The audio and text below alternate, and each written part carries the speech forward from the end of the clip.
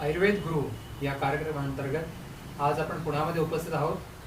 पुण्यामधील एक ज्ञानी व्यक्तिमत्व वैद्य आशुतोष पाटणकर यांच्यामुळे चरक संहितेचे अभ्यासू म्हणून प्रसिद्ध असलेले वैद्य आशुतोष पाटणकर हे तेवढेच सुप्रसिद्ध चिकित्सक सुद्धा आहेत. पांचभौतिक चिकित्सक दातार शास्त्री यांचे शिष्य असलेले वैद्य आशुतोष पाटणकर यांचे आज स्वागत करतो. नमस्कार सर. सर, आयुर्वेदीय चिकित्सक होण्यासाठी त्रिदोष सिद्धांताचं महत्त्व वेगळं सांगायला नको, तर त्या त्रिदोष सिद्धांताचा प्रत्यक्ष व्यवसायामध्ये व्यवहारामध्ये विद्यार्थ्यांनी अभ्यास करताना त्याच्याकडे दृष्टिकोन कसा असावा आणि तरुण वैद्य वर्गाला एखादा रोग समजून घेत असताना एखादा रुग्ण समोर आल्यानंतर त्याचं ॲप्लिकेशन कसं करावं, प्रॅक्टिकल ॲप्लिकेशन ऑफ त्रिदोष कन्सेप्ट यावर तुम्ही कसा प्रकाश टाकाल? त्रिदोष सिद्धांत हा आयुर्वेदातला एक अत्यंत महत्त्वाचा भाग. जन्मापासून मृत्यूपर्यंत रादर सृष्टी उत्पत्ती या सुरुवातीपासून आयुर्वेद जिथं विचार करतो तिथं त्रिदोष सिद्धांत हा खूप नंतर येणारा भाग आहे. त्यातला आधी सृष्टीची उत्पत्ती होताना पंचमहाभूतांच्या एकीकरणातून त्रिदोषाची उत्पत्ती आणि मग या त्रिदोषांच्या आधारे सर्व शरीराची जडणघडण आणि क्रिया चालणं आणि त्याचा आजारपणामध्ये किंवा रोगांच्या उत्पत्तीमध्ये भाग आणि चिकित्सा आणि शेवटी मरणापर्यंत सर्व लक्षणं सांगताना त्रिदोषांचा उल्लेख येत असल्यामुळं त्रिदोष सिद्धांत हा फारच व्यापक प्रकारचा सिद्धांत आहे. त्रिदोष सिद्धांताच्या सगळ्या भागावर बोलणं कदाचित शक्य होणार नाही, पण आता तुम्ही म्हणालात त्याप्रमाणे की त्रिदोष सिद्धांताचा विचार हा विद्यार्थ्यांनी कसा करावा किंवा विद्यार्थ्यांना काय शिकवावं हा विषय थोडासा विचार करण्यातला आहे. त्रिदोष सिद्धांत शिकवताना मूलतः त्रिदोष ही एक फिजिकल एंटिटी आहे ही गोष्ट विद्यार्थ्यांना शिकवली पाहिजे. शिक्षकच स्वतः अजून त्रिदोष दाखवू शकशील का म्हणल्यानंतर गोंधळून जातात. अशा अवस्थेत विद्यार्थ्यांनी त्रिदोषांना समजून घेऊन त्याचा विचार करणं ही फार अवघड गोष्ट आहे. माझ्या पुढे येणारी उदाहरणं बरीच होती. एक जण म्हणायचं की कफ टेस्ट ट्यूबमध्ये काढून दाखव किंवा पित्त टेस्ट ट्यूबमध्ये काढून दाखव, वात कुठं आहे ते दाखव. तर वात कुठं आहे ते दाखव असं म्हणल्यानंतर ज्याला रूपच नाही तो कसा दाखवायचा? आकाश आणि वायू दोघांच्याही मध्ये रूप हा गुणच नाही, तर तो कसा दाखवायचा? तर मग CHS शास्त्री आमच्याकडं ह्याला इन्स्पेक्शनला आले होते. त्यावेळी जाता जाता आमचं बोलणं झालं की म्हणले, अरे वात दाखवता आला पाहिजे, हे विद्यार्थ्यांना शिकवलं पाहिजे. म्हटलं गुरुजी मी शिकवतो. म्हणले कुठं शिकवतो? म्हटलं सगळ्या बॉडीतल्या जे इलेक्ट्रिकल ॲक्टिव्हिटी आहेत त्या सगळ्या वाताच्या आश्रयानं चालतात. त्यामुळं कुठल्याही नर्वचं तुम्ही ग्राफिकमध्ये प्रेझेंटेशन करत ते त्या वाताचं प्रेझेंटेशन असतं. म्हणून माझा स्वतःचा जो विषय होता MDचा की पक्वाशयगत वात आणि त्या योगानं होणारं क्रॉनिक कॉन्स्टिपेशन, क्रॉनिक इडिओपॅथिक कॉन्स्टिपेशन आणि त्याच्यामधले चेंजेस, याच्यामध्ये या वात दाखवणे या उद्योगाचा मला बराच डिटेल विचार करता आला आणि तो त्या थिसिसच्या संबंधामध्ये लिहून थिसिसमध्ये लिहून बाइंड करून पडलेला आहे. गंमत अशी आहे की पित्त दाखव म्हणल्यानंतर माणसं गडबडतात. पित्त दाखव मग टेस्ट ट्यूबमध्ये दाखवता येईल का? टेस्ट ट्यूब मध्ये पित्त दाखवतंय. मग पित्ताचे 5 प्रकारच का सांगितले? पित्ताचे 5 प्रकार हे सुश्रुतानं सांगितले, चरकानं सांगितलेले नाही. अग्निरेव शरीरे पित्तांतर्गत या श्लोकामध्ये त्यांनी त्याचे वर्किंग प्रोफाईल्स, हे काम करणारं वेगळा पित्ताचा अंश, ते काम करणारं वेगळा पित्ताचा अंश, या प्रकारे पित्ताचे घटक पाडलेले आहेत. पक्तिम अपक्तिम ब्राजिष्णुताम, सगळे वेगवेगळे घटक जे आहेत, ज्ञान करणे न करणे, हे सगळे ऍक्टिव्हिटीज करणारे जे कन्व्हर्शन करणारे घटक आहेत. कन्व्हर्शन करणाऱ्या मीडियाला पित्त म्हणून चरकानं सांगितलं आणि तो अग्नी आहे. कन्व्हर्शन करणं हे अग्नीचं काम आहे आणि तो पित्ताच्या आश्रयानं राहतो. त्यामुळं ज्या प्रकारचा अग्नी ज्या द्रव्याच्या आश्रयानं राहील ते द्रव्य ते पित्त म्हणून तुम्हाला टेस्ट ट्यूब मध्ये काढून दाखवायला काहीच हरकत नाही. आणि रादर जसं एन्झाईम्स आहेत तुमचे, जे तुम्ही सिरम मधनं एस्टिमेट करता, सिरम अमायलेज काढता, सिरम आणखीन काय पॉलिमरेज काढता, सुक्रेज काढतात, हे सगळे जे घटक आहेत ते सुक्रेज जे द्रव्य आहे त्याच्यामधला वर्किंग आयटम जो आहे तो त्याच्यामधला एटीपी आणि एडीपीचा जो बॉन्ड असलेला मॉलिक्यूलचा पार्ट आहे तो त्यातला पित्ताचा भाग, अग्नीचा भाग आहे. तो खालच्या मॉलिक्यूलच्या आश्रयानं फक्त तिथं राहतो. त्यामुळं खालच्या भागाला पित्त म्हणून तुम्ही प्रोजेक्ट करून हे पित्त मी अमुक काढतो आणि हे या घटकाच्या अंतर येतं. फक्त एक लक्षात ठेवा की पाचक पित्त काढून दाखव म्हणल्यानंतर तुम्हाला एकच घटक ट्यूबमध्ये काढून दाखवता येईल असं डोक्यात ठेवू नका. पाचक पित्त ही एक ग्रुप ऑफ केमिकल आहे की जे विशेषतः आमाशय, पक्वाशय आणि तुमचं पच्चमानाशय ग्रहणीच्या आश्रयानं व्यक्त होणारा आणि तिथल्या तिथं सर्क्युलेट होणारा भाग आहे. त्यामुळे पित्त हे टेस्ट ट्यूब मध्ये काढता येईल का नाही याच्यावर विचार करत बसण्यासारखं काही नाहीये. त्याला भौतिक अस्तित्व आहे आणि अस्तित्व असल्यामुळे ते तुम्हाला टेस्ट ट्यूब मध्ये काढून दाखवता येतं. त्याच्यामध्ये रूप हा गुण असल्यामुळे सुदैवानं ते दिसतं पण. त्याच्यापेक्षा स्थूलतर भाग हा कफाचा आहे. तो मूर्त रूप आहे. त्याला बऱ्याच वेळेला तर आकार पण मॉलिक्यूलला तुम्हाला मोठाले दिसतात. त्यामुळं कफ मला ह्याच्या टेस्ट ट्यूब मध्ये काढून दाखवता येईल का नाही हा फॅक्टरच नाही. That is going to be there, it is there. या हिशोबाने आपल्या शिक्षकांनी मुलांना जर पहिल्यापासून शिकवलं त्रिदोष म्हणजे काय आणि ते अजून समजलेलं नाही, मग त्याचाच गोंधळ आहे, मग ह्याचं काय करायचं आता आम्हाला माहित नाही.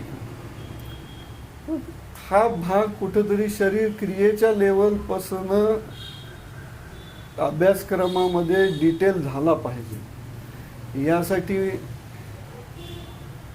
2010ला मला ॲनाटॉमीच्या एका इन्स्टिट्यूटनी फेलोशिप दिली. त्यावेळेला मी हा विषय मांडला. 2008 साली भारतात 1908 साली भारतातलं पहिलं महाविद्यालय सुरू झालं आणि आज 2010 आहे. महाविद्यालयीन शिक्षणाला 100 वर्ष पूर्ण होऊन गेलेली आहेत आणि अजून तुम्हाला सिलेबस मधल्या डिस्क्रिपन्सी जर दूर करता येत नसल्या तर माझ्यासारख्या माणसाने हा प्रश्न का विचारू नये की 100 वर्ष तुम्ही काय केलं. तर त्यातला सगळ्यात महत्वाचा भाग आहे की त्रिदोष सिद्धांत. आणि मग त्रिदोष सिद्धांतावर महत्वाचा भाग आता मी तुम्हाला सांगितलं की उत्पत्ती स्थिती लयामध्ये त्रिदोषाचा वाटा आहे. त्रिदोषाची आश्रयस्थान आहेत पण तरीही ते सर्व शरीर व्यापी आहे. सर्व स्रोतसामध्ये त्रिदोषांचा संचार आहे. सर्व शरीरामध्ये त्रिदोषांच्या आश्रयानंच क्रिया होत असतात. त्यामुळे कुठलंही स्रोतस त्रिदोषांच्यासाठी वर्ज्य किंवा अस्पृश्य नाही. अशा अवस्थेमध्ये आपली लोक त्रिदोष आता हा कफ कुठं उत्पन्न झाला आणि काय झाला याच्याबद्दल इतके घोटाळे घालून ठेवलेले आहेत पुस्तकांच्या मध्ये. आणि तुमच्या टेक्स्टबुकमध्ये जर घोटाळे असले तर मुलांना त्रिदोष समजावे अशी सुतराम अपेक्षा करणं शक्य नाही. कॉमेंटेटर्सनी चरकावर टीका करताना चुका केलेल्या आहेत, नाही असं नाही. कॉमेंटेटर्स काय ब्रह्मदेवाचे बाप नव्हते. चक्रपाणीनं म्हणजे बऱ्याच ठिकाणी मोठाले ब्लंडर्स प्ले केलेत. सगळ्यात महत्वाची चूक एकच घेऊन मग लोक आपली त्या चुका आहेत का नाहीत किंवा त्याच्या संबंधात बाकी टेक्स्टमध्ये काय लिहिलंय याचा न विचार करता ओढून पुस्तकं पाडणे हा जो एक उद्योग आयुर्वेदामध्ये चालू झाला, त्या पुस्तकं पाडण्याच्या उद्योगामध्ये आयुर्वेद हरवून गेला. सगळ्यात मोठी एक लक्षात आलेली आणि आज तागायत रेक्टिफाय न होऊ शकलेली गोष्ट मी फक्त तुम्हाला पुढे आणून देतो. ग्रहणीच्या अध्यायामध्ये कफ पित्त वाताची उत्पत्ती कुठं होती ही गोष्ट सांगितली असं तुमच्या सगळ्या फिजिओलॉजीच्या पुस्तकात लिहून आलेलं आहे. कुठं म्हणून विचारलं तर इतका गोंधळ आहे.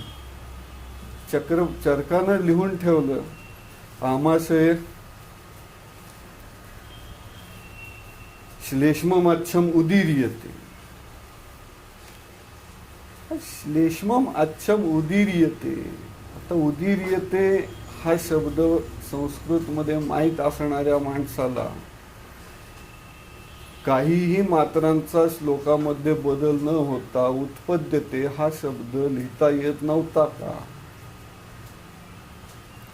लिहिता येत होता, पण त्यानं उदीर्यते लिहिलं. याच्यावर कोणीही विचार न करता खाली चक्रपाणीनं केलेली घोडचूक ही उदीर्यते उत्पद्यते इति भावः. आणि याच्यावरून आमच्या सगळ्या फिजिओलॉजीच्या पुस्तकामध्ये असं लिहिलं गेलं की आमाशयात कफाची प्राकृत कफाची उत्पत्ती होते. It's a blunder which is the biggest blunder in the world. मग ज्या वेळेला ह्याला कॉन्टेम्पररी म्हणून सुश्रुत संहितेचा तुम्ही वापर केला किंवा तो भाग वाचला तर तिथं असं लक्षात आलं की आमाशय संभवती श्लेष्मा मधुर शीतला. आणि त्या संभवतीवरची जी दलनाची टीका आहे की श्लेष्मण अत्र व्यक्ती भवती श्लेष्मण रसपाकत एव उत्पन्नत्वात् आमाशये संभव एव गृहीतः.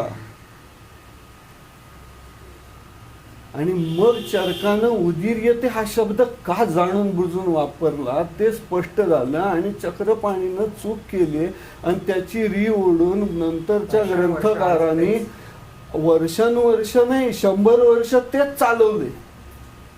100 वर्षानंतर सुद्धा तुमच्या लक्षात जर पुस्तकातले शब्द आणि त्याचे अर्थ येत नसले तर जीव द्या. माझ्यासारखा तिडकीचा माणूस जीव द्या एवढंच सांगू शकतो. तो सेम गोष्ट पित्ताची. ग्रहण्यम पित्तम अच्छम उदीर्यते. उदीर्यते उदीर्यते इति न उत्पद्यते. पित्तस्य रक्तपाकत एव उत्पद्यत्वा. पित्ताचा उद्भव रक्ताच्या पाकामध्ये होते. तिथं ते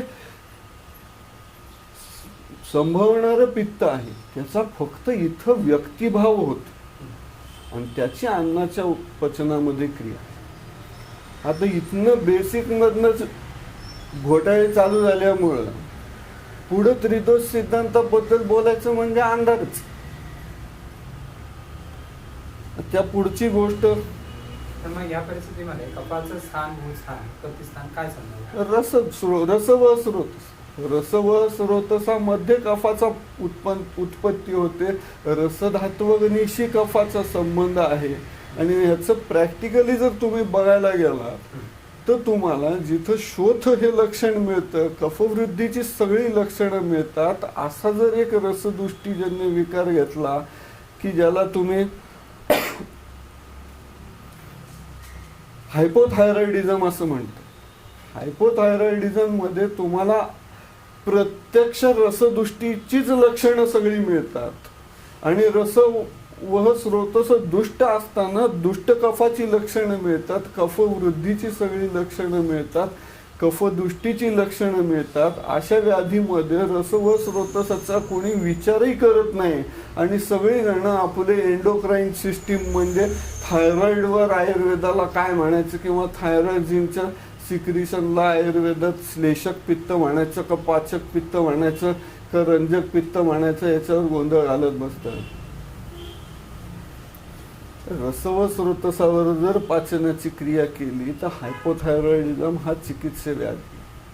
त्याच्यासाठी एंडोक्राईन सिस्टीम आयुर्वेदाला सांगायची गरज नव्हती आणि आजही नाही, यापुढेही नसणार आहे. हाच सिद्धांत पित्ताला जर लागू केला तर काय म्हणता येईल? हाच सिद्धांत तुम्ही पित्ताला लागू केला तर ज्याला तुम्ही हायपरथायरॉइडिझम म्हणता तो कुठेतरी भस्मक रोगाच्या जवळ जातो. त्याचा भस्मकाची चिकित्सा न करता तुम्ही उगाच हायपरथायरॉइडिझम म्हणून त्या थायरॉइडच्या मागे लागायचा प्रयत्न करतात, जे की तुमच्या पुस्तकात सरळ सरळ सांगितलेलं नाही, अंतर सांगितलेलं नाही. तर तुमचं पुस्तक लिहिणाऱ्यांना काहीतरी वेगळं त्यातनं अपेक्षित होतं आणि त्या गोष्टीला एवढं महत्त्व देण्याची गरज नव्हती हे त्यांना नक्की समजलेलं. त्यामुळं माझ्या शिकवत असताना सुद्धा मी मुलांना हेच सांगायचो की मुलांना या पुस्तकातला अक्षर आणि अक्षर खरं आहे. या पुस्तकातलं अक्षर आणि अक्षर खरं आहे. हे अक्षर समजलं नाही असं तुम्ही म्हणा, चुकीचं आहे असं म्हणण्याचं सामर्थ्य तुमच्यात नाही. शेकडो विद्वानांनी शेकडो वेळा विचार करून ह्या पुस्तकातला एक एक अक्षर वेचून लिहिलं. त्यामुळं हे अक्षर समजली नाहीत तर आपण ह्याच्यावर किमान 1000 वेळा शांतपणे बसून विचार केलाय का ह्याचा आधी विचार करा. शास्त्राचा विचार न करता त्यावर मत देणं, त्याच्यावर मत देणं ही गोष्ट आजपर्यंत 100 वर्ष चालूच आहे आणि अजूनही चालूच. माझ्यासारखा एखादा उठून काहीतरी असं बोलायला लागला की 100 वर्ष तुम्ही काय करत होतात, की मग त्याला वेडं ठरवतात आणि सांगतात की तुला शिकवता येत नाही, तू बाहेर जा. पक्वाशयाचा जो आपला संशोधनाचा विषय होता, पक्वाधानम विशेषतः वातस्य, पक्वाशयामध्ये वाताची उत्पत्ती होते. आजच्या घडीला अशी आपण ऑपरेशन बघतो की ज्यामध्ये संपूर्ण कोलॉन काढून टाकला जातो. अशा वेळेला पक्वाधानम विशेषतः या सूत्राचा विचार कसा केला जाईल? संपूर्ण कोलॉन काढून टाकल्यामुळं कोलॉनमध्ये आता वाताची उत्पत्ती होते. म्हणजे काय होतं ह्याच्याकडं सगळ्यात पहिल्यांदा लक्ष दिलं पाहिजे.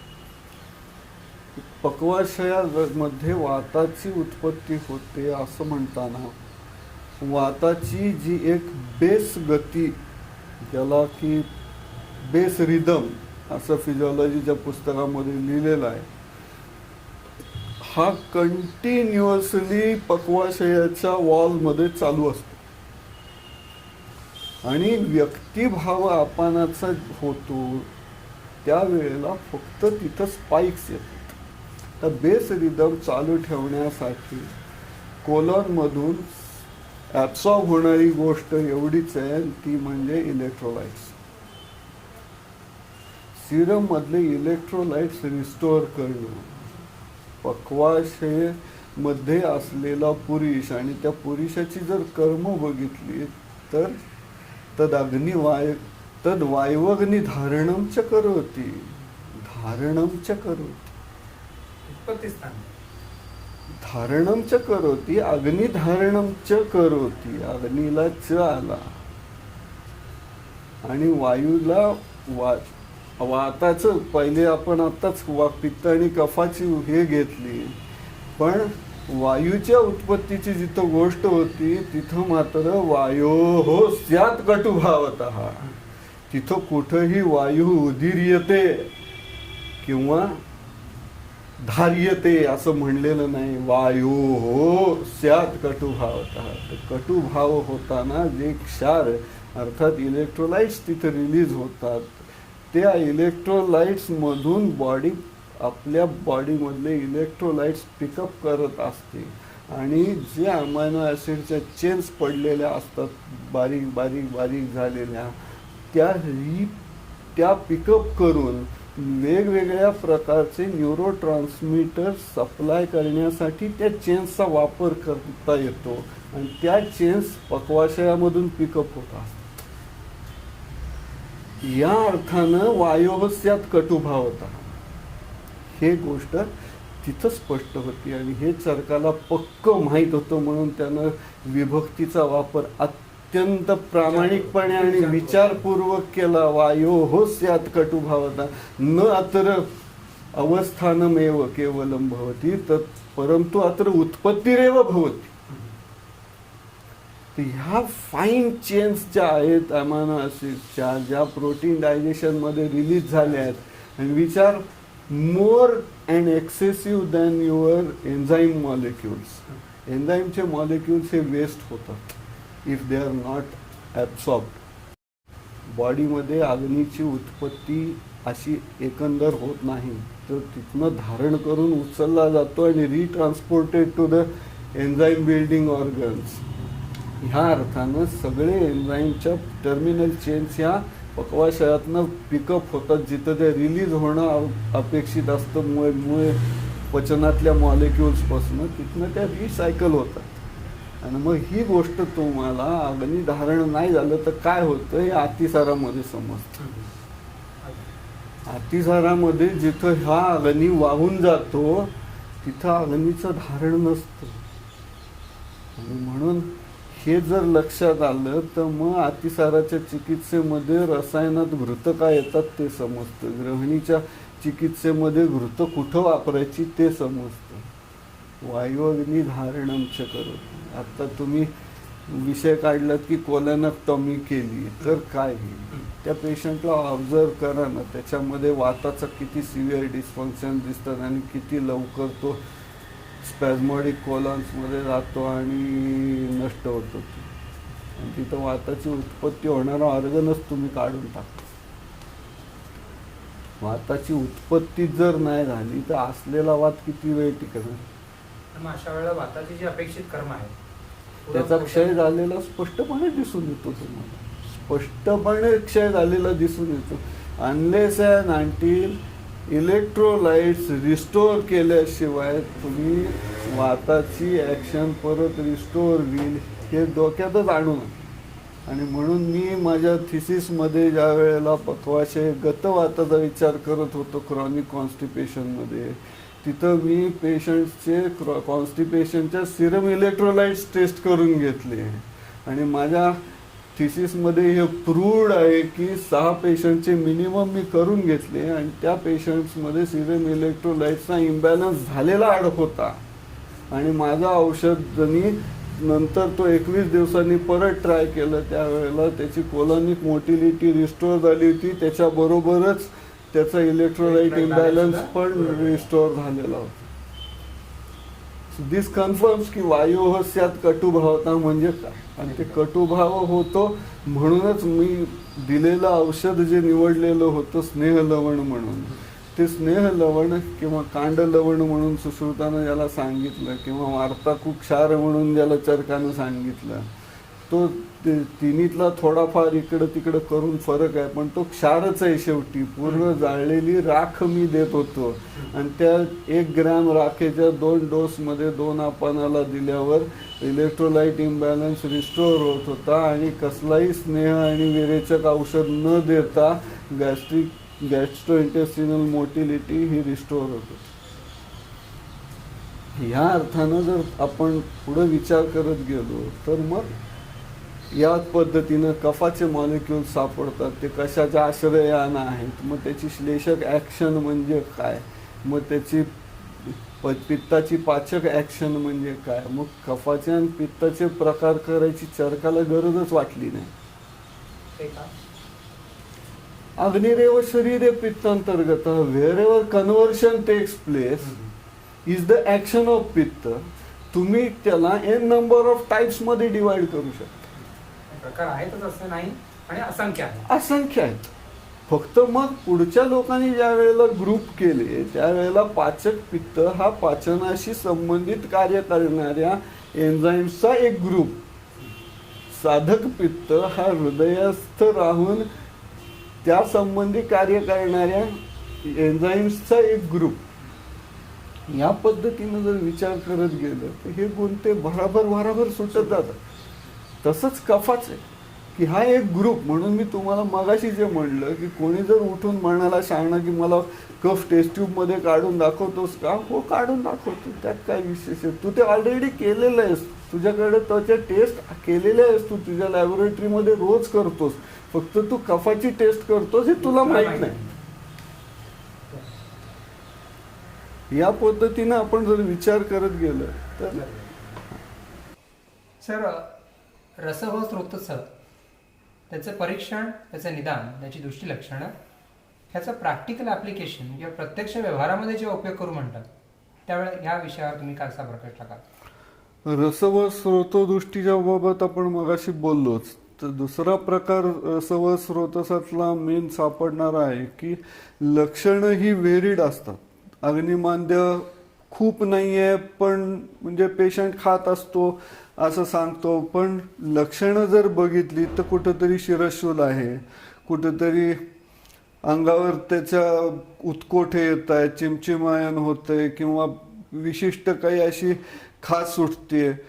खाजेनं तुम्ही म्हणाल पीडिकोत्पत्ती आहे का, वैवरणी आहे का, काही नाही आहे, पण नुसती अंगाला खाज सुटणे एवढा एक सिम्पटम घेऊन पेशंट तुमच्याकडे येतो. आणि मग अशा वेळी कुठंतरी त्याची लक्षणं जर टॅली करून बघायला गेलं तर त्याच्यामध्ये सगळी जीर्णज्वराची लक्षणं मिळतात. आणि म्हणूनच ज्वर आहे किंवा नाही किंवा गेलाय का, ज्वरमुक्तीची जी लक्षणं सांगितली आहेत ती ज्वरमुक्तीची लक्षणं तुम्हाला पेशंटला विचारून मगच त्याचा ज्वर गेलाय असं निदान करून, मग तो गेला जर नसला तर मग त्याला ज्वराच्या चिकित्सेची गरज आहे. हा उद्योग आम्हाला सापडला आणि CP शुक्ला जामनगरचे जे आहे त्यांच्याशी बोलताना हा काही विषय झाला. त्याच्यामध्ये असं लक्षात आलं की आयुर्वेदामध्ये एक शेवटी जाता जाता पुनरावर्तक ज्वर नावाचा प्रकार सांगितला आहे. आणि तो पुनरावर्तक ज्वर हा जो सांगितला आहे त्याच्यामध्ये कधीही अंगात टेम्परेचर वाढलेलं किंवा ताप भरलाय असं कधीही दिसत नाही, पण जी लक्षणं सांगितली ती लक्षणं व्हेरिड तुम्हाला बऱ्याच जणांच्या मध्ये दिसतात. आणि हल्ली हा प्रकार बऱ्याच जणांच्या मध्ये कॉमनली दिसून येतोय. कारण ज्वर आला म्हणजे फक्त अंग तापल्यावर ज्वर आला म्हणायचा आणि तात्पुरती पॅरासिटामॉलची गोळी द्यायची, तर त्यातनं तो ज्वर पूर्ण नष्ट न होता धातुगतावस्थेकडे एक एक लीन होऊन राहतो किंवा मॅक्सिमम जे लक्षणं दिसतात ती पुनरावर्तक ज्वरामध्ये जाणारी सापडतात. आणि मग पुनरावर्तक ज्वराचा जर विचार करत बसलं तर मग तुम्ही केअरफुली बघितलं तर आजकाल ॲलर्जी म्हणून सांगितलेले जे काय विकार आहेत ते सगळे त्या पुनरावर्तक ज्वरामध्ये जाऊन बसतात.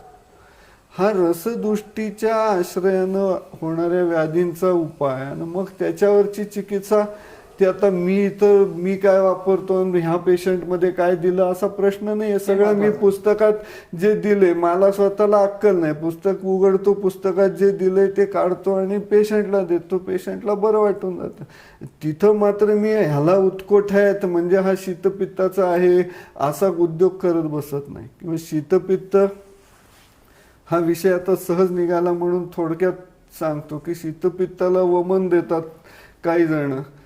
थोडासा विचार करण्याची गोष्ट आहे. शीतपित्ताची संप्राप्ती जर बघायला गेलात तुम्ही तर ती षटकम ही दुर्बोधतरम असं वाग्भटानं ज्या 6 दुर्बोध संप्राप्ती सांगितल्या आहेत त्यातली एक संप्राप्ती आहे ती.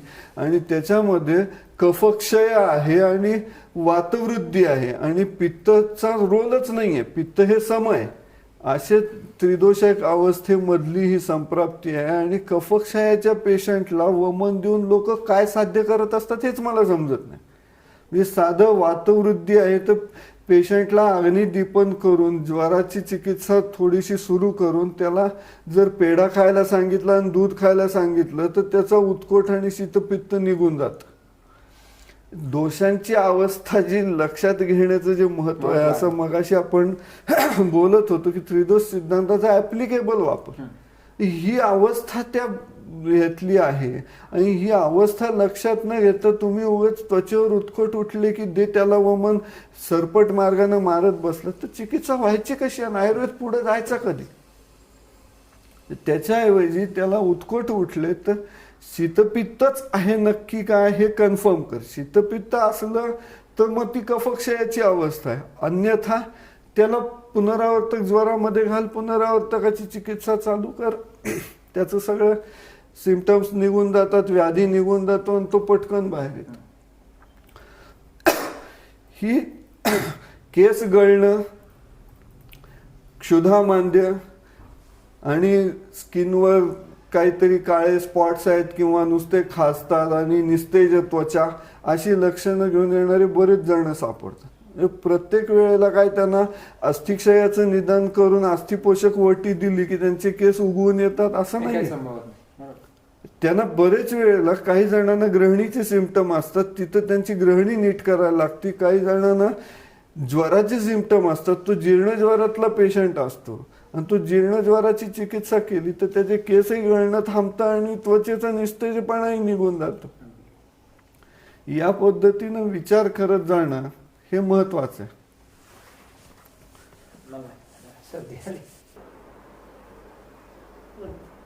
ज्वरानंतरचा भाग येतो तो म्हणजे रक्तवह स्रोतसाचा. रक्तवह स्रोतस हे अत्यंत महत्वाचं स्रोतस शरीरातलं आहे. आणि रक्तवह स्रोतसाचे व्याधी किंवा रक्त याच्याबाबतच इतका गोंधळ घातलेला आहे पुस्तकांच्या मध्ये की आजकालच्या मुलांना ब्लड आणि रक्त धातू ह्याच्यामधला फरकच समजत नाही. वस्तुतः ज्याला आज मॉडर्नची लोक ब्लड ब्लड म्हणून आरडाओरडा करतात, तो आणि रक्तधातू याच्यामध्ये बराच फरक आहे. आयुर्वेदाचा कॉन्सेप्च्युअल थिंकिंग हे रक्तधातू ह्या दृष्टीनं बघितलं तर तो एक द्रव धातू नाही आहे, तो पार्शली द्रव आणि बराचसा घन प्रकारचा धातू आहे. आणि त्याच्या बरोबर असलेला रस हा जो आहे तो फक्त द्रव आहे. आणि मग रक्ताचा विचार करताना किंवा आधुनिक लोक ज्याला ब्लड म्हणतात त्याचा विचार करताना तदशरीत रक्तधातू, तदशरीत रसधातू आणि एक गोष्ट त्यातली मोठी राहून जाती ती म्हणजे कोष्ठ या रोगमार्गाचा विचार करताना एक गोष्ट त्यांनी सांगून ठेवली आहे की काही रसाचा भाग जो कोष्ठाशरीत आहे त्याचा सुद्धा समावेश कोष्ठातच करावा, एवढंच स्फुट शब्दात सांगून ठेवलेलं आहे आणि तो निघून गेला. ह्या गोष्टी जुनी जर तुम्ही पुस्तकं वाचलीत, प्राकृत दोष विज्ञान किंवा दोष धातू विज्ञान रामरक्ष पाठकांचं, ह्याच्यामध्ये या गोष्टी स्पष्ट केलेल्या आहेत. किंवा आता खूपच चांगल्या शब्दात जर वाचायचं झालं तर आजकाल चांगली लोक चांगली पुस्तकं वाचायची जी ॲलर्जी आहे त्यातलं जर ह्याचं सी द्वारकानाथांचं पुस्तक आहे ते जर तुम्ही वाचत गेला तर तिथंही कुठंतरी द कॉन्सेप्ट ऑफ स्रोतस त्याच्यामध्ये ह्या गोष्टी त्यांनी टाकलेल्या आहेत की ह्या रसधातूचा विचार कुठं करायचा. कोष्ठ म्हणून वर्णन केलेल्या रसधातूचा विचार हा आधुनिकांनी सांगितलेल्या ब्लडमध्येच करायला लागतो, कारण तो केल्याशिवाय तुमचा खलेकपोत न्याय सिद्ध होत नाही. आणि मग तदश्रित व्याधी हे कोष्ठस्थ व्याधी म्हणून ट्रीट करायला लागतात. आणि मग बाकीचे जे व्याधी आहेत ते तुम्ही रक्तामध्ये घाला, काही रसामध्ये घाला.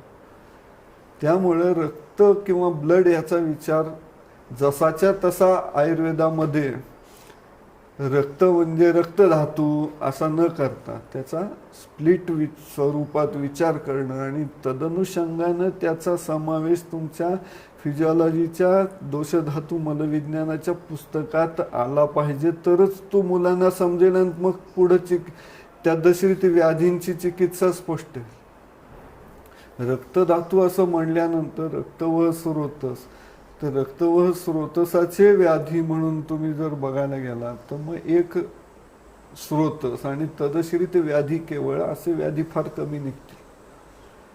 रक्तपित्त आणि वातरक्त हे दोन मोठे आणि महान व्याधी की ज्यांच्या संप्राप्तीमध्ये आजचे जवळपास मॉडर्नला समजलेले 40% व्याधी तरी या दोन व्याधीत बसवता येतात.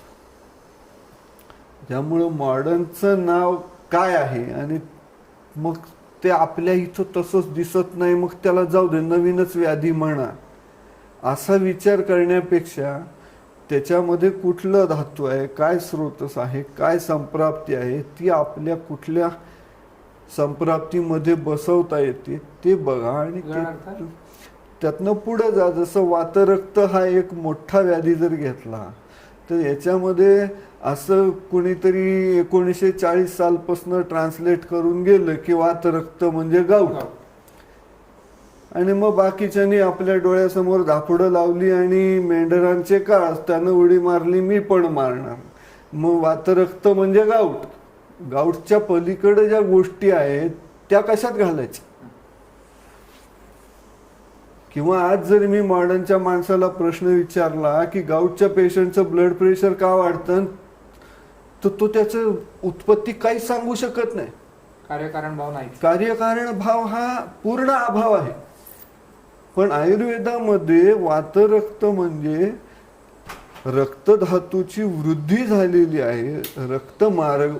रक्तमात्रा अतिवृत्तत्वात, रक्तमात्रा अतिवृत्तत्वात अतिशय रक्त वाढलेलं आहे शरीरातलं, आणि रक्त वाढलेल्या व्याधीमध्ये तुम्हाला ब्लड प्रेशर वाढलेलं हे दिसणारच आहे. प्रमाणतः रक्त वाढलेलं आहे. आणि मग त्या मात्रा अतिवृत्तत्वात ह्याच्यावरची जर गंगाधराची चक्रपाणीची टीका जर बघितली तर असं लक्षात येतं की वातरक्ताला गाऊट असं ट्रान्सलेट करणं हा बुद्धीचा कोतेपणा दाखवण्यातला प्रकार आहे.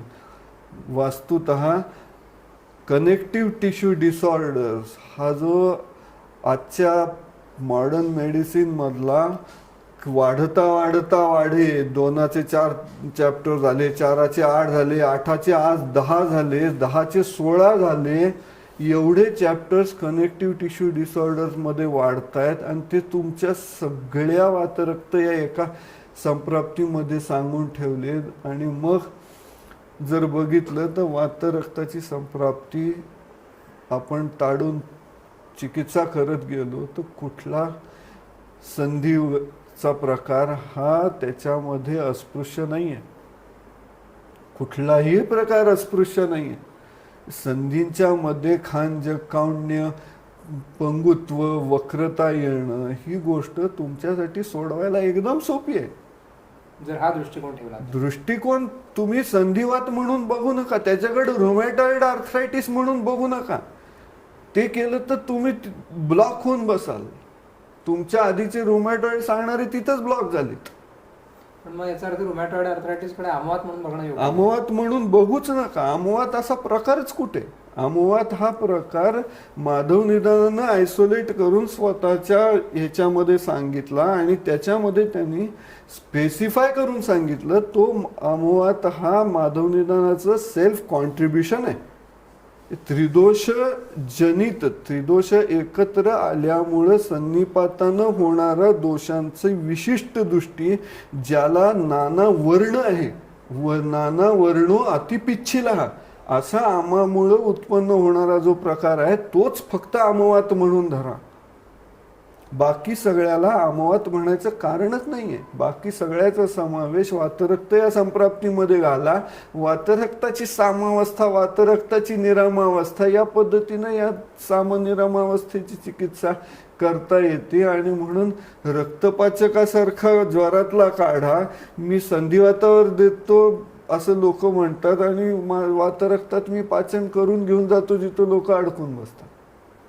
म्हणजे रुमॅटिझमचे सगळे प्रकार हे वातरक्त या मथळ्याखाली वातरक्त या मथळ्याखाली टाकायचे. रुमॅटिझम हा एकच नाहीये.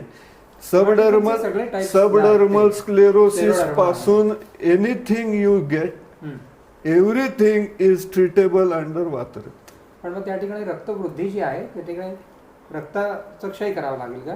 रक्ताचा क्षय कशाला? रक्ताचं आधी पाचन करायचं, त्याचं विरेचनानं हे करून घ्यायचं, दोष काढून घ्यायचे आणि मग विरेचनानं नाही गेले तर विरेचन आणि रक्तमोक्षण हे अल्टरनेट करत मध्ये संतर्पण चिकित्सेचा वापर केला तर या सगळ्या रोगांच्या मधून माणसांना साष्टांग बाहेर काढता येतं, काही प्रॉब्लेम येत नाही. एकीकडे रक्तशुद्धी, एकीकडे रक्तप्रसारण. म्हणजे आतापर्यंत माझ्या एका इंटरव्ह्यूमध्ये मला इंटरव्ह्यू कमिटीनं विचारलं, म्हणे तुम्ही म्हणे चरक करता म्हणे आणि ते चरक वाचल्यानं काय फरक पडतो चिकित्सा करण्यामध्ये.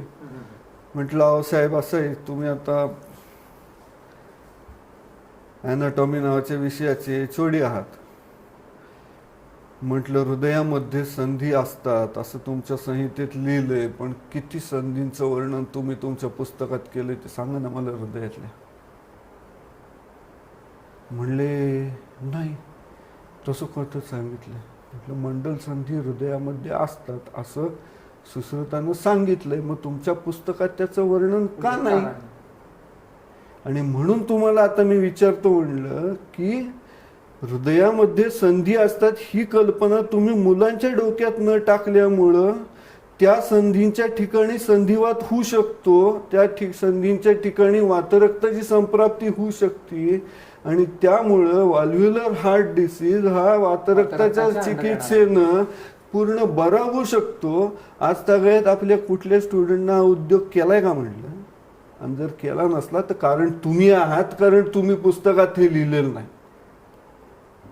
चरकानं लिहिलंय, चरकानं शाखा संधिषु मारुतः असं स्पष्ट लिहिलेलं आहे वातरक्तामध्ये. आणि शाखा संधिषु मारुतः इथं तुम्ही शाखा सुश्रुताच्या शाखा चरकात कशाला घालायला येतात? चरक ह्या तंत्रामध्ये शाखा रक्तादयो धातवस्त्वक्च एवढ्या शाखा आहेत. चरकाला हस्तपादाला शाखा म्हणणे मान्यच नाहीये. चरक तंत्राचा अभ्यास करताना चरकाची स्वतंत्र युक्तीला जर लावली तर शाखा रक्तादयो धातवस्त्वक्च धातूंची संधी जिथं जिथं होतात तिथं तिथं बॉडीमध्ये सगळ्या ठिकाणी तुम्हाला वातरक्त ह्या संप्राप्तीला नेता येतं. आणि त्यामुळं म्हटलं साहेब डोक्यामध्ये जेव्हा स्क्लेरोटिक पॅचेस ब्रेनमध्ये आहेत असं तुमच्याकडं पेशंट घेऊन येतो आणि ह्याचं काय करायचं? तुम्ही हातावर हात धरून बसतात मॉडर्नवाल्यांच्या सारखं आणि मी वातरक्ताच्या बस्ती द्यायला चालू करतो आणि स्क्लेरोटिक पॅचेस डिझॉल्व करून घेतो. कारण माझ्या दृष्टीनं तो मज्जा आणि रक्त मांसाच्या मधला संधी आहे, फक्त तिथं संधिवात झालाय त्याला तिथं वातरक्ताची संप्राप्ती आहे तेवढी फक्त मी काढून घेतो and I come out of that. मला डोक्यातले स्क्लेरोटिक पॅचेस हा काय खूप मोठा भाग नाही, तो फक्त मज्जा आणि रक्त मांसाच्या मधला संधी आहे, तिथं तो अडकलेला आहे, तिथं स्क्लेरोसिस आहे, तिथंही वातरक्तातलीच चिकित्सा वापरायची, काही करायला लागत नाही. पण मग अल्झायमर मध्ये सुद्धा असाच विचार करता येईल का? नाही. अल्झायमर हा जरा म्हणून जो आयुर्वेदानं व्याधी आहे, मला वाटतं 2002-2003-04 साली काहीतरी खाजगीवाले वैद्यांनी अल्झायमरवर एक सेमिनार घेतलं होतं, त्याच्यामध्ये मी हा विषय डिटेल दिला होता. आयुर्वेदानं जरा ही व्याधी म्हणून मानलेली आहे. जरा याला स्वतःची संप्राप्ती आहे, जरा याचे स्वतःचे सिम्प्टोमॅटॉलॉजी आहे. फक्त साम्य एवढंच आहे की जरा ह्या व्याधीमध्येही प्रमुख दुष्य रक्तच आहे आणि वातरक्तातही प्रमुख दुष्य रक्तच आहे. म्हणून मी वातरक्तातली चिकित्सा जराही जर अकाला असली तर त्याच्या ट्रीटमेंटसाठी तिथं वापरून घेतो. चरक हे मॅथमॅटिकल पुस्तक आहे, कुठंही रिपिटिशन करणार नाही ह्या प्रतिज्ञेमुळं त्यानं ते पॅचेसमध्ये सांगितलंय. कुठला पॅच कुठं फिट करायचा, कुठं फिट होतो हे तुम्ही वाचून ठरवायचं आहे आणि ते औषध त्या चिकित्सेतनं काढून दुसरीकडे घेऊन जायचं काम होतं. एवढाच फक्त फरक आहे. तुम्ही सबडर्मल स्क्लेरोसिसलाही माझ्याकडे एक धुळ्याचे मोठे वैद्य आहेत, एक मोठ्या पुढाऱ्यांचे जावई आहेत. त्यांना सबडर्मल स्क्लेरोसिस झाला म्हणून त्यांची बायको चुकून भारतीला होती, ती माझ्याकडे घेऊन आली, म्हणली याला सांभाळा. म्हटलं तुला बस्ती लिहून देतो, नवऱ्याला बस्ती दे, तो येईल बाहेर. आज तो माणूस त्याला सबडर्मल स्क्लेरोसिस झाला आता असं सांगायला लागतं. Nobody can recognise it. मुंबईची एक पेशंट होती, तिलाही सबडर्मल स्क्लेरोसिस होता, पण तिचा नुसत्या पाचनानं आणि याने जात नव्हता. ती म्हणली मी यातनं सुटणार का नाही. म्हटलं तुझं सुटणं अवघड आहे, कारण हे उत्तानं वातरक्त आहे आणि उत्तानं वातरक्ताला परिषेक हा मोठा प्रकार स्वेदाचा करावा लागणार आहे आणि जो तुला परवडण्याच्या पलीकडचा आहे. रोजचा 40 लिटर काढा उकळायचा आहे, काढ्यात दूध सिद्ध करायचे आणि त्या दुधानं तुला रोज परिषेक करायला लागणार आहे. हा सगळा टोटल खर्च जर बघितला तर तुला परवडण्यातला नाही आहे, त्यामुळे तू यातनं बाहेर नाही येऊ शकणार. याचं उत्तर आयुर्वेदात आहे. ही उत्तानं वातरक्त आहे. म्हटलं त्वचेच्या आश्रयानं असलेलं अर्थात उत्तानं वातरक्त. गंभीरामध्ये मग सर्व शाखा संधी येतात आणि म्हणून मग हृदयस्थ मर्मस्थ असलेले सर्व शाखांचे संधी हे वातरक्तात घालायचे आणि त्याला ट्रीटमेंट द्यायची. माझ्याकडं बरा झालेला पेशंट आहे, तो तर त्याच्याही स्लाइड्स आहेत माझ्याकडं.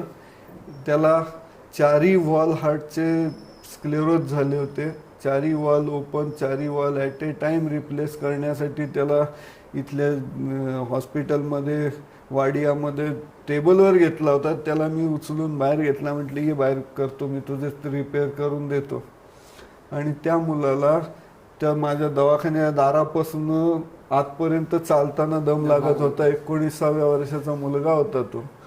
त्याला नंतर 1.25 वर्ष जवळपास बस्ती दिल्यात वातरक्तातल्या सगळ्या काढून आणि वातरक्तातल्या बस्तीनी त्याचे 4ही हार्टचे वॉल्स आज बियॉन्ड रेकग्निशन काम करतात. आणि मी म्हणतो म्हणून नव्हे तर त्याचे 2D एकोचे रिपोर्ट्स बरोबर केलेले आहेत. आणि अबव दॅट त्या मुलाला पैलवानकी करायला मित्रांच्या बरोबर कोल्हापुराला जायचं होतं, तर तो जाऊन वर्षभर कोल्हापुरात राहून पैलवानकी करून आला.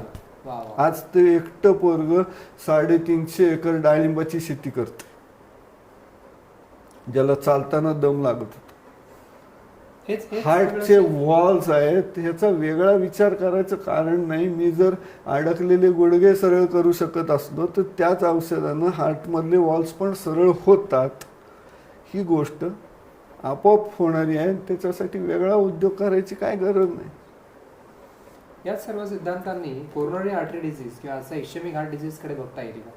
हो, ते काय किरकोळ आहे. म्हणजे इस्केमिक हार्ट डिसीज हा काय डिसीज आहे असं म्हणावं इतकी पण त्याची लायकी नाही आहे खरं. आज लोक उगाच लोकांच्या खिशात पैसे जास्त झालेत म्हणून ज्याला त्याला पकडून टोप्या घालून पैसे काढण्यासाठी तुला इस्केमिक हार्ट डिसीज आहे असं म्हणत असतं. पूर्वी काय लोकांना हार्ट अटॅक येत नव्हते का, मरत नव्हते का, आयुर्वेदात त्याची ट्रीटमेंट नाही आहे असं काय नाही आहे. आयुर्वेदात हार्ट अटॅकची ट्रीटमेंट सांगितलेली आहे आणि which is more effective than any other treatment in the world. हा सरळ क्लेम आहे मला. And it cost never more than ₹25. कशा प्रकारे सर सांगितलंय तुमच्याकडे त्याच्यासाठी त्रिमर्मीय सिद्धी म्हणून अख्खा अध्याय सांगितलाय. मी काय माझ्या मनचं काहीच करत नाही. तिथं जी काय हार्ट हृदयाभिघाती ते तू असं म्हणून जे काय श्लोक लिहिलंय त्या श्लोकाचं मी प्रत्यक्षात अवलंब करतो आणि पेशंट OPD लेवलवर हार्ट अटॅकचे ट्रीट करतो. मला IPD ला पण पाठवावं लागत नाही. ती तुमच्या इथं समोर बेंच होतं ना मागं, त्या बेंचवर बसूनच एका मुंबईच्या पेशंटला हार्ट अटॅक आला होता.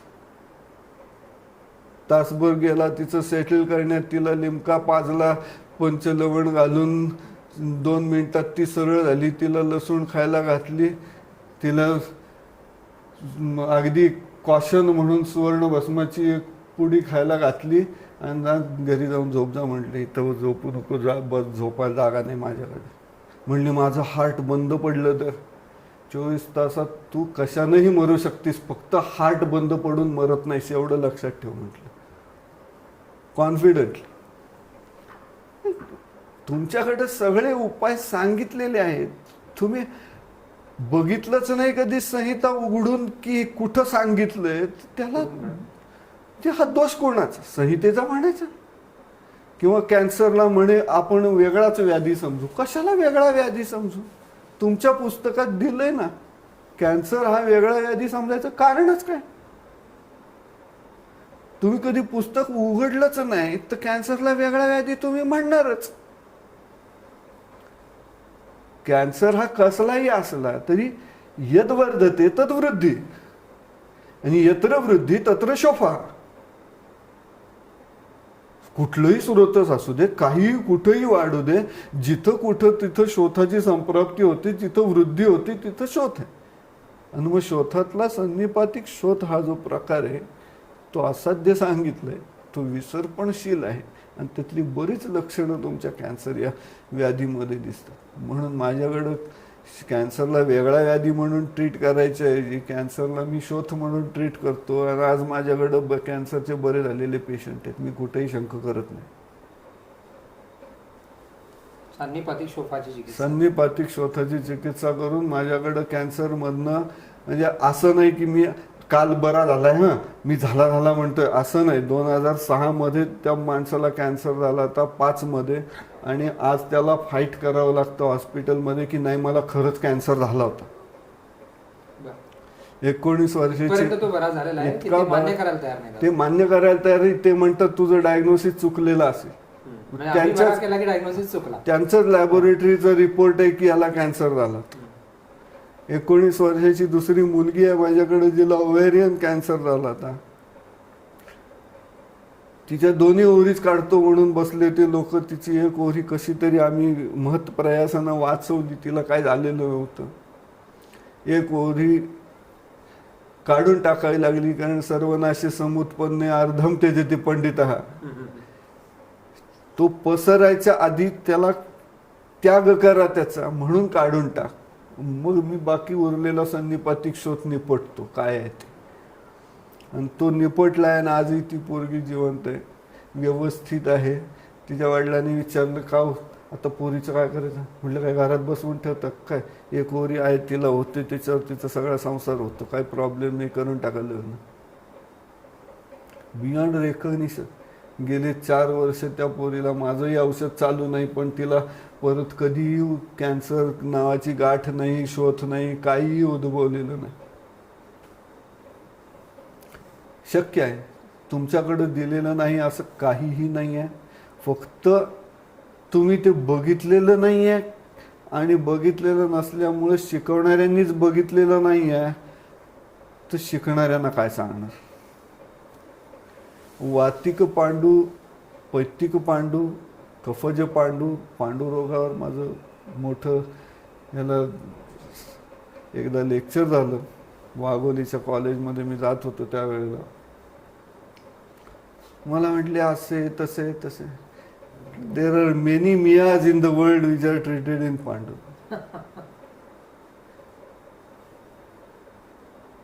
कुलवंत सिंग म्हणून तुम्हाला माहीत असतील, जामनगरला शल्यला होते, ते मोठे डायरेक्टर वगैरे जम्मू काश्मीरमध्ये होते. ते इथं इन्स्पेक्शनला आले. ते त्यावेळेला त्यांच्याबरोबर गुरुजी असल्यामुळं जायचा मला योग आला. त्यावेळी त्यांना म्हटलं की गुरुजी ते रिनल फेल्युअर म्हटलं सोपं काम आहे, वातिक पांडूमध्ये घातलं की ते होऊन जातं. इतकी जिज्ञासा त्या माणसाची जागृत झालेली. त्यानं इन्स्पेक्शनला गेल्या गेल्या मला गाडीतनं उतरल्या मानगुट धरलं माझं आणि लायब्ररीत घेऊन गेले. म्हणले काढ पुस्तक आणि कुठे आहे दाखव. म्हटले वातिक पांडूमध्ये रिनल फेल्युअर बसतं. म्हटलं गुरुजी बघा ना काय लिहिले, कार्शने लिहिले, उष्णकामित्व लिहिले, सदन लिहिले. म्हटलं ह्या सगळी लक्षणं तुमच्याकडे आलेल्या रिनल फेल्युअरच्या पेशंटमध्ये सापडतात. आणि तुम्ही आयुर्वेदात रिनल फेल्युअर सांगितलं नाही म्हणून शंख करताय म्हटलं. कशासाठी? त्याला वातिक पांडूची चिकित्सा करूया म्हटलं. मी करतोच आहे म्हटलं. माझ्याकडे बाहेर आलेली माणसं पण आहेत. त्यामुळं मला काय म्हटलं त्याच्यात काय फार वेगळा प्रकार जाणवत नाही. म्हटली सिंपल चीज आहे, फक्त सगळी तुपं आहेत आणि त्यातनं त्याला व्यवस्थित प्रेमानं बाहेर काढायला लागतं. रिनल फेल्युअरच्या पेशंटमध्ये म्हणलं हिमोग्लोबिन कमी का होतं याचं उत्तर तुम्हाला मॉडर्नचा फिजिशियन देतोय का विचारा म्हटलं. त्याला जमतंय का? त्याचं उत्तर माझ्याकडे आहे म्हटलं, कारण तो वातिक पांडू आहे म्हणून तो बेसिक पांडुरोगाचं लक्षण दाखवतो. त्याच्यामध्ये रक्तक्षयाचं लक्षण सापडतं. रक्ताचा विचार करताना किती धुमारे फुटायचे त्याला, ह्याला मर्यादाच नाही आहेत. आता म्हणजे तुम्हाला सांगायला हरकत नाही, पण नोव्हेंबरमध्ये तिरुपतीला डॉक्टर थत्ते सर लखनौचे आहेत, ते रक्तावर परिषद घेत आहेत. त्याच्यात परवाच त्यांचा फोन आला होता. म्हटले गुरुजी ते असं करते रक्तावर तू बोलणारच आहेसच म्हणले, म्हणजे त्याच्यात प्रश्नच नाही, तू बोलणार आहेस का वगैरे संबंध नाही, तू बोलायचंच आहेस. आणि म्हणले ब्लड कॅन्सरच्या 4, 5, 6, 7, 8 काय केसेस असतील तुझ्याकडे ते सगळ्याचं मला तिथं प्रेझेंटेशन पाहिजे. म्हटलं ठीक आहे. ब्लड कॅन्सरच्या ह्याचं तुम्हाला दिला डाटा. म्हटलं सर तेवढा डाटा माझ्याकडे आज सुदैवानं तयार आहे की ट्रीट केलेलं. मॅरो डिप्रेशन म्हणजे काय, त्यातनं का बाहेर काढायचं, कसं बाहेर काढायचं, काय करायचं, सगळ्याची उत्तरं तयार. त्यामुळे आता ते त्याचं प्रेझेंटेशन नोव्हेंबरला तिथं होईल. लिव्हर डिसऑर्डरचं इकडं सान्यांच्या इथं होईल. एक एक एक एक एक एक चालू आहे. ब्लड कॅन्सर मध्ये मात्र रक्तस्रोत असा विचार करावाच लागतो. त्याला काय पर्याय नाही. पण असं आहे की आता आणखीन एक भाग मोठा शिल्लक राहिला, तो म्हणजे विषचिकित्सेचा वापर हा डे टू डे चिकित्सेमध्ये किती जण करतात? हार्डली शून्य. मला आठवते माझे सर होते SR जोशी म्हणून, सांगलीचे प्रिन्सिपल होते. त्यांनी मला शिकवताना सांगितलेलं एक वाक्य मी गच्च पकडून ठेवलं होतं. म्हणले काही मरण नाही रे, ही ॲलोपॅथीची औषधं इतकी विषारी आणि इतके साईड इफेक्ट असलेली मार्केटला येत आहेत की कोणी जर फक्त ह्याचे साईड इफेक्ट काय काय आहेत आणि त्याचं ट्रीटमेंट कशी करायची याच्यावर जरी मास्टरी केली तरी त्याची चांदी आहे म्हटली. तेवढी गोष्ट मी पक्की पकडून धरली. म्हटलं this is the thing which is going to pay you in the future. आणि मग आता जे काय ट्रीटमेंट होती सगळी, त्याच्यामध्ये हे ॲलोपॅथीच्या विषारी गोळ्या इतक्या भयानक आहेत की त्या गोळ्यांनी मरणाऱ्या लोकांना वाचवायचा जरी उद्योग केला तरी संडासला जायला मर्सिडीज ठेवता येईल एवढे पैसे आहेत त्याच्यात. कारण ती लोक मारायला जर लाखांनी बिलं देत असली तर जीव वाचवायला त्याच्या दुप्पट तरी बिल मागायला तुम्हाला काय हरकत आहे? माझा स्पष्ट विचार आहे. त्याशिवाय आयुर्वेदाची व्हॅल्यू ॲडिशन होणार नाही. तुम्ही दुप्पट लाखात बिल सांगितल्याशिवाय आयुर्वेदानं बरं होतं असं कोणीच म्हणणार. And then do it. म्हणजे भारतीला मी शिकवायला सुरुवात केली त्यावेळी मी पहिल्या लेक्चरलाच पोरांना विचारायचं कशाला आलायस इथं. लोक पोरं पण नवीन असायची, भोळेपणानं सांगायची सर रुग्णांची सेवा करायला आलोय, ते करायला आलोय, हे करायला आलोय. म्हटलं पैसे मिळवायचे नाही आहेत का? हो मिळवायचेत ना सर. म्हणजे किती मिळवायचे? विचारात पडायची पोरं अशी की काय आता हा असं काय विचारतोय पहिल्याच लेक्चरला. म्हणले बघ सगळं घरचं स्थिर स्थावर करून एक गाडी घ्यावी, कुठली घ्यावी असं. म्हटलं तुला जर मारुतीतनं इंडायचं असलं ना तर MBBSला ॲडमिशन घेतील लोक, ते त्याच लायकीचे. आयुर्वेदाला यायचं असलं तर मिनिमम मर्सिडीजमधनं हिंडलं पाहिजे तरच वैद्य म्हणायचं नावापुढं. त्याशिवाय नावापुढं वैद्य लावायचंच नाही. म्हटलं मर्सिडीजमध्ये बसल्यावरच मग वैद्य म्हणायचं. ग्रेट. त्याच्या खाली विचारच करायचा नाही म्हटलं. म्हणजे प्रभू सर आहेत नाशिकचे, ज्यांनी मला पंचकर्म कसं करायचं आणि how to do it effectively with least cost, हे 3 तासात बसून सगळं डोक्यात माझ्या भरून दिलं. ते पुण्यात आले, ते म्हटलं गुरुजी घरी चला. येणार नाही म्हटले, कालच लग्न झाले तुझं, परवाच प्रॅक्टिस चालू केलेस, मी चांदीच्या ताटाशिवाय जेवत नाही म्हटले. तू चांदीचं ताट घेतलंस की मग मला सांग म्हटले, मग मी जेवायला येईन तुझ्याकडे. मी चांदीच्याच ताटात जेवतो आणि चांदीच्याच भांड्यानं पाणी पितो, मी दुसऱ्या कसल्याही भांड्यातनं पाणी पित नाही. संस्कार जे आहेत ते हे आहेत. तुझ्याकडं सगळं आहे, तुला समजतंय तर मग वापर ना. तुला कोणी नाही सांगितलं. आज प्लॅस्टिक ॲनिमियामधून माझ्याकडं धडाधड पेशंट बाहेर येतात. प्लॅस्टिक ॲनिमिया कशात अडकलाय हे अजून त्या ऑक्सफर्ड टेक्स्टबुकला सुद्धा समजलेलं नाही. तिथं मी मॅरो रिजनरेशन करून दांड पेशंट बाहेर काढतो. माझं कसं आहे की माझ्याकडं बाबा दा फंडा, दादा दा फंडा, काका दा फंडा, गुरुजी दा फंडा असे काही फंडे नाही. मला गुरुजींनी एवढंच सांगून टापल्या मारून तयार केलं की चरक हा आपला गुरु, तो सांगेल ते final, that is the final word. आणि म्हणून मी फायनल इयरला आल्यावर मुलांना पहिला प्रश्न लेक्चरला माझा हा असायचा, निदाने माधव हा श्रेष्ठ. माधवानं स्वतःच्या निदानात 79 व्याधींचं निदान सांगितलं आणि तरीही चरकस्त चिकित्सिते असं का, ज्याने 30 अध्यायात अवघ्या दुनियेची चिकित्सा बसवली. वरच्या 39 अध्यायांचं काय करायचं. मला सगळ्यात पहिल्यांदा ह्या प्रश्नाचं उत्तर द्या, मग मी तुम्हाला चरक शिकवायला चालू करतो.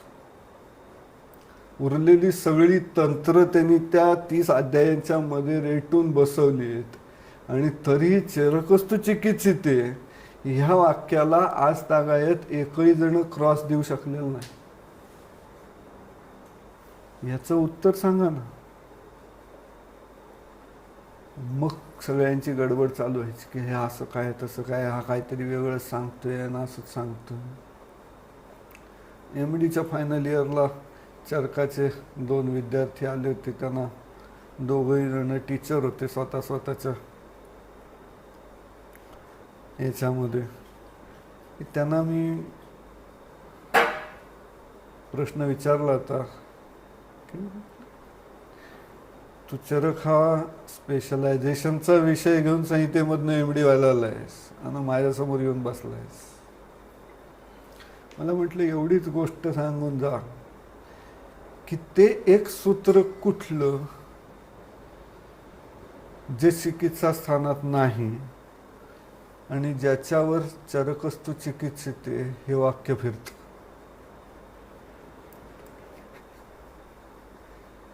त्या पोरीनं बिचारीनं तासभर डोकं खाजवलं. सर जाऊ दे ना म्हटली, एवढं येत असतं तर MD कशाला द्यायला आले असते परत. म्हटलं नाही बाळा, असं आहे की तू गेले 15 वर्ष हा विषय तुझ्या कॉलेजमध्ये शिकवतेस आणि तुला हेच सूत्र जर सापडलं नसलं तर तू 15 वर्षात काय शिकवलंस हा प्रश्न मी तुला विचारू का म्हटलं उलटा. तू 15 वर्षात गेल्या काय राडा घालून ठेवलास आणि आता ती जी अर्धवट पोरं जन्माला आली आहेत त्यांचे आई बाप कोण. तुम्हीच ना म्हटलं. ती चालू शकत नाहीत, त्यांची उपासमार होते. ह्याचं क्रेडिट कोणाला द्यायचं. मग गडबडली. म्हटलं बाळ एका विषयावर विचार कर. चरकानं निदान स्थानामध्ये एक सूत्र टाकलंय आणि तो निघून गेला पुढं सुसाट सुटला. संप्राप्ती जातिरागती इति अनर्थांतरम व्याधे. संप्राप्ती जाती आगती इति अनर्थांतरम व्याधे हे एवढं सांगून तो पळून गेला. आणि तीच किल्ली आहे चरकाच्या चिकित्सा स्थानाला लढायची. जेव्हा चरकातली व्याधी हे एक संप्राप्तींचे समुच्चय आहेत ही गोष्ट लक्षात येईल, त्यावेळेला तुम्हाला मग पांडूमध्ये होती तशी फसगत होणार नाही की अप्लास्टिक ॲनिमियाचं कुठं कॅटेगरायझेशन करायचं आणि थॅलेसेमियाला कुठं घालायचं आणि क्रॉनिक रिनल फेल्युअरची ट्रीटमेंट काय करायची आणि सन्निपातिक पांडू असतो का, हे विषय डोक्यातच राहणार नाहीत, कारण तिथं संप्राप्ती असते. म्हणून मी स्वतःवर सुद्धा हसलो. 10 वर्ष शिकवायला लागलेला उलटून गेल्यावर 2004 मध्ये अष्टांग आयुर्वेदमध्ये मी एकदा मुलांना ज्वर शिकवायला घेतला आणि ज्वर शिकवताना पहिलं वाक्य उच्चारलं की jwara is a collection of heterogeneous pathologies commonly signified by or commonly bearing the character of संतापोदेह मानसा. आधुनिक लोकांना अंगाला हात लावल्याशिवाय ताप दिसत नाही, पण तुमचा ज्वराचा कॉन्सेप्टच वेगळा आहे. तुमच्याकडे देहालाही ताप येतो आणि मनालाही ताप येतो. मग ब्लड कॅन्सरची संप्राप्ती लोक समजत नाही नाही नाही नाही करून ओरडले, त्यावेळेला गुरुजींनी एकदा डोक्यात मारलेली टप्पल मला चांगली आठवली. प्लिहोदरामध्ये ब्लड कॅन्सर पूर्ण बसून जातो, कारण प्लिहोदराच्या संप्राप्तीतला एकच आहे की इतर धातू शोणितादीन्वा तद विवर्धेत. शोणितम प्राप्त अन्य धातू तम विवर्धयेत प्लिहाम. आता इतर धातूंचा रक्तामध्ये अनुप्रवेश होऊन ते रक्ताला वाढवून शोणित दृष्टी करून प्लिहा वाढवतात. ही संप्राप्ती जर लावत गेलं तर ब्लड कॅन्सर हा काही जगावेगळा प्रकार नाही, तो प्लिहोदरातलाच प्रकार आहे. मग त्याला प्लिहोदराची चिकित्सा केली तर तो बरा येईल.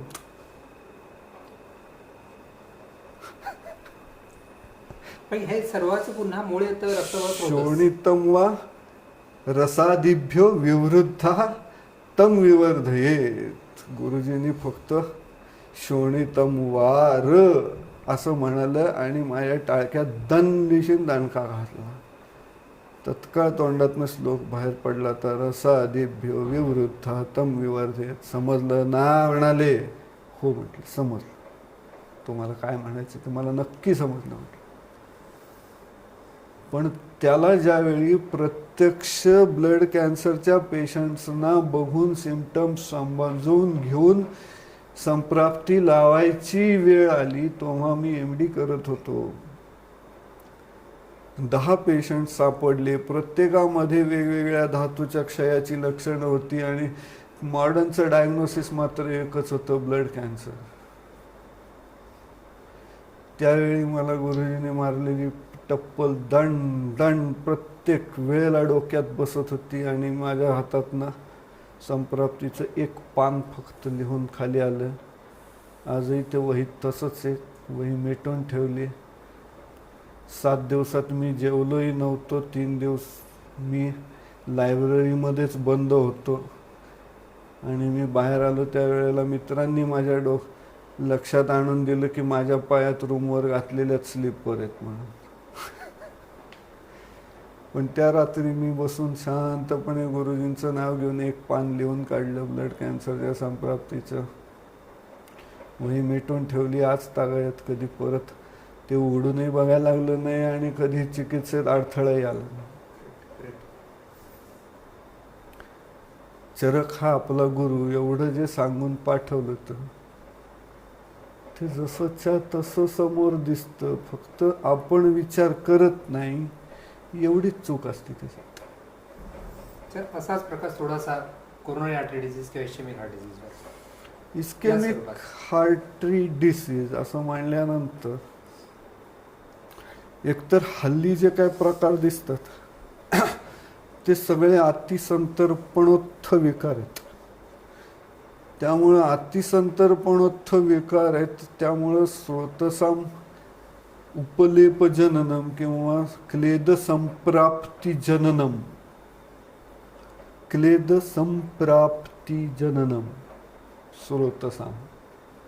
आता इथं स्रोतस जे आहे ते आर्टरी आहे. करोनरीवाल्यांच्या आत्ता कुठे डोक्यात प्रकाश पडायला लागलाय की करोनरीच्या बरोबरीनं रिनल पण चेक करू. मग रिनल चेक करू तर स्प्लिनिक कोण चेक करणार? तुझा काका. कारण क्लेदाचं फिल्ट्रेशन तिथं होतंय तेव्हा ते कुठंतरी रक्तातनं क्लेद वेगळा होऊन तो पचनामध्ये उतरतोय. प्लीहेचा रोल काय? प्लीहा हा फिल्टर आहे. तिथं कुठंतरी कचरा बाहेर काढला जातोय. मग स्प्लिनिक वेनमध्ये क्लेद संप्राप्ती आहे की नाही हे कोण बघणार? तुझा काका. आणि तो क्लेद चुकून त्याच्या यकृताकडे जाणाऱ्या ट्रान्सपोर्ट करणाऱ्या मधल्या वेनमध्ये अडकला नाहीये ना, हे कोण बघणार? तुझा काका. आत्ताशी कुठं तरी ही काही पेशंट्स असे रिपोर्ट घेऊन येत आहेत की नाही याच्या मधल्या आर्टरीमध्ये पण थोडासा थिकनिंग आहे. एक्सप्लेनेशन काय आहे? एक्सप्लेनेशन काहीच नाही आहे मॉडर्नमध्ये. नुसत्या अंधारात गोट्या खेळत बसतात. अतिसंतर्पणोत्थ विकार हा जर चॅप्टर समोर ठेवला तर मग इथं सुचतं की रक्तधातू कमी दुष्ट असून रसधातू दुष्ट आहे. मग रसामध्ये अतिसंतर्पण झालंय म्हणून मग विकार होतोय. चिकित्सा हृदरोगातली वापरायचं कारणच नाही. चिकित्सा अतिसंतर्पण अपतर्पणातलीच वापरायची. तिथंच बरा होतोय पेशंट. त्याच्या पलीकडे जायलाच लागत नाही. रसधातूपाचक औषधांची गरज आहे काय? अतिसंतर्पणामध्ये तीच औषध आहेत सगळी. रसधातूपाचक. त्याच्या पलीकडे जायलाच लागत नाही कुठं. आणि मग दुसरी गोष्ट दिसून येते ती म्हणजे स्नेहाजीर्ण. ह्याच्यामध्ये दिसून येणारा सगळ्यात मोठा भाग म्हणजे स्नेहाजीर्ण. आणि मग स्नेह अजीर्ण असलं तर स्नेहाजीर्णाचं चिकित्सा ही बऱ्याच अंशी अतिसंतर्पणात दिलेली असली तरी त्यातला एक हिस्सा हा कुठंतरी स्नेहाध्यायामध्ये दिलाय ना. कारण स्नेहाध्यायात स्नेहपानाचं वर्णन आहे, तिथंच स्नेहाजीर्ण दिसणार. मी काही जगा वेगळी गोष्ट करत नाही. मी फक्त मला एवढंच माहिती आहे की तिथं स्नेहाजीर्णाची चिकित्सा आहे. तिथनं उचलतो, पेशंटला देतो, पेशंट बरं होतो. अतिसंतर्पणातनं औषध वापरतो, पेशंटला देतो, पेशंट बरा होतो. आता संतर्पणा पतर्पणावर बोलताना असं लक्षात आलं की माझ्याकडे येणारे मुंबईचे एक पेशंट होते. ते स्वतः डॉक्टर होते. ते मला व्यवस्थित फीडबॅक देत गेले आणि त्याच्यावरनं मला यात सगळ्या औषधांची अवस्था निश्चिती करता आली की हे औषध इथं काम करते, हे औषध इथं काम करते, हे औषध इथं काम करतं. त्यामुळं आता माझी अवस्था इथपर्यंत पोचली की ट्रायग्लिसराईड असलं तर काय वेगळं द्यायचं, जनरल ॲप्लिपोप्रोटीन्स अल्फा बीटा सगळे वाढले असले तर काय द्यायचं, त्याला वेगळं औषध देता येतं. आणि स्नेहाजीर्ण असलं, LDL कोलेस्ट्रॉल वाढलं असलं तर वेगळं औषध देतो. मी सगळ्याला एकच धंद्यात मारत नाही. हा विचार तुम्ही प्रत्यक्ष एक एक औषध वापरून बघता त्यातलं, त्यावेळेला तुम्हाला समजतोय की अतिसंतर्पणाची चिकित्सा जी आहे ती वर्ड टू वर्ड खरी आहे. फक्त तुमचा विश्वास नाही किती खरी. काही मी जगा वेगळं देत नाही, माझ्या मनचं काहीही देत नाही आहे. गुरुजींच्या कपाटात किती औषधं होती हाही प्रश्न मी कधी गुरुजींना विचारला. लोक म्हणतात मला की गुरुजी तुम्हाला काय काय सांगून गेले हो. म्हटलं गुरुजी मला काय सांगून गेले नाही. गुरुजीने मला आयुष्यभर एकच केलं, अंगभर लाथा मारल्या. अभ्यास करत नाहीस, नुसतं झोपलेला असतोस, काय करायला नको तुला. एवढंच गुरुजीने ऐक. फक्त एक आहे, इतकं अपार प्रेम होतं की जिथं मी अभ्यास करून गेलोय आणि माऊली ही गोष्ट समजत नाही असं म्हणलंय, बस तत्काळ सांगतो. 2 वाक्यात सगळ्या गोष्टींचा उलगड. कधीही असं तासन तास आमचं डिस्कशन चाललंय, गुरुजी मला अध्याय सांगतायत, चान्सच नाही. 2 मिनिटात उलगडा. तू कुठं अडकलायस आणि का अडकलायस एवढंच सांगायचे फक्त. इथं अडकलायस एवढं तू ह्या दृष्टिकोनातून बघ, तू पुढे जाशील. सर, हाय कोलेस्ट्रॉल विषयी पुन्हा एकदा, किंवा डिसलिपिडेमिया हा जो विषय आहे, लिपिडमध्ये तुम्ही जर बघायला गेलं तर कोलेस्ट्रॉल हा LDL जर वाढत असलं तर तो स्नेहजीर्णात घालावा. तिथं स्नेहजीर्णाची चिकित्सा करायची. HDL कमी पडून मरणाऱ्यांची संख्या जास्त आहे, त्यामुळं तूप खाऊ नको असं म्हणणारे सगळ्यात मोठे मूर्ख आहेत. कारण तुपामध्ये डायरेक्ट HDL कोलेस्ट्रॉल असतं. म्हणजे मी तर पेशंटला धमकी देतो सरळ, तू आयदर तूप तोंडानं खातोस का मी डायरेक्ट सिरिंजमध्ये येणार आणि तुझ्या ब्लडमध्ये इंजेक्ट करणार. I don't care. Me direct तुला तूप स्लोली इंजेक्ट करेल, तू बरा होस. तू सरळ तोंडानं खाणार आहेस का नाहीस. आजपर्यंत इस्केमिक हार्ट डिसीजमधनं बाहेर काढलेले 100% लोक हे तूप खायला घालूनच बाहेर काढले. तूप खायला घातल्याशिवाय इस्केमिक हार्ट डिसीजची ट्रीटमेंट होतच नाही. आणि ते औषधी घृत वापरणं अपेक्षित आहे का? साधं तूप. आणि माझ्या मागं माझ्या पेशंटनी उपद्व्याप केले.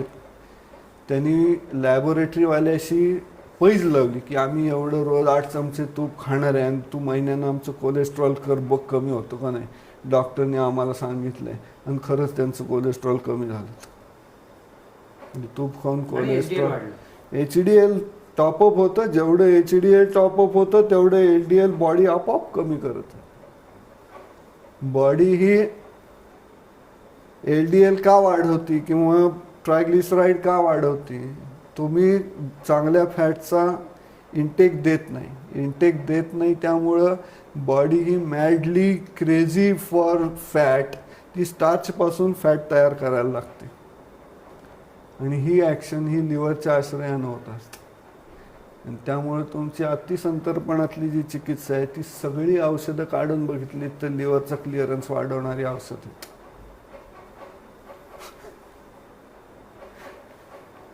तिथं स्टार्च मेटाबॉलिझमचं अजीर्ण हे अतिसंतर्पणात घ्या. फॅट मेटाबॉलिझमचं अजीर्ण हे स्नेहाजीर्णामध्ये घ्या. कुठं चिकित्सेत गोंधळ होतच नाही. कुठंच गोंधळ होत नाही. म्हणजे तुमचं वेगळे पण काय, डायबिटीसची तुम्ही ट्रीटमेंट करता, पण डायबिटीसची ट्रीटमेंट माझ्याकडे त्रिभुवन कीर्तीनं चालू होती. आधी रसव स्रोतसातलाच क्लेदा आणि क्लिष्ट गोष्टी पाचन केल्याशिवाय मी पुढे जाऊ कुठं. तू अतिसंतर्पणोत्थ विकार घेऊन आलायस आणि तुला रसच अपक्व असला तर मी तुझा शुगर कमी कशी काय करू. पहिल्यांदा रसपाचनाची क्रिया करायची, मग रसपाचन झाल्यावर शुगर आपोआप सेटल व्हायला लागते. मग त्याच्या रक्ताचं पचन करायचं, मग रक्तपाचक कषायाचा वापर केला की उरलेली शुगर खाली येते. आणि मग एक दिवस असा येतो की रसन रक्ताचं दोन्हीचं पचन झालंय, मांसामधलाही क्लेद संपलाय. अशा दिवशी त्याला स्नेहपान करून मृदू विरेचन करायचं आणि मग रसायनाची चिकित्सा करायची. ही प्रमेहाची चिकित्सा आहे कुठं लांब, सगळं तिथंच आहे. पण त्या धातूचं मधील क्लेद संपलेला आहे, या अवस्था ओळखाव्या कशा? लक्षण आहेत. पेशंट सांगत असतो तुम्हाला मांसवृद्धीची लक्षणं पुस्तकात लिहिले, तुम्ही पाठ करून घेता. अमुकाच्या नावे पाठांतर स्पर्धा करून पोरांच्याकडनं पाठ करून घेता. ती त्यांना वापरायची कधी आयुष्यात कधी सांगतच नाही. Practical application. अमुक पाठांतर स्पर्धा ह्याच्यात हे करा, अमुक त्याच्यात हा अध्याय पाठ करा. अध्याय पाठ करायचं ठीक आहे रे, गाणं त्यातला एक शब्द तरी कुठं वापरायचा ते सांग ना. तिथं मारामारी असती म्हणून तर मारामारी होती जगात. त्यामुळे अध्याय कुठं पाठ करायचा, अध्याय पाठ केला, मी पण केला आता शोधनादी गणसंग्रह. पण परवा ज्या वेळेला असं लक्षात आलं 2 वर्षाखाली की शोधनाची विरेचनाची औषधं देताना पेशंट खुश नसतो, तर तेवढं ते 40 ग्रॅम चरकातला जो एक पल मात्रा घ्यायला सांगितली विरेचन औषधाच्या अवलेहाची, ती घेईपर्यंत त्याचा जीव कासावीस होतो.